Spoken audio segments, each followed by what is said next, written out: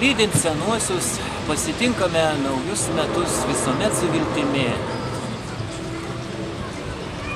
kad gyvendami kontroversiškame pasaulyje patys neprarasime žmoniškumo, tobulėsime mylėdami ir suprasdami vieni kitus.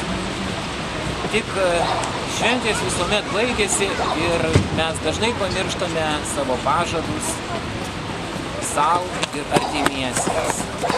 Mąstykime apie tai ir nepamirškime, ko esame pažadėję. Gražių, šviesių ir laimingų jums naujųjų metų, taip pat sėkmės jūsų darbuose.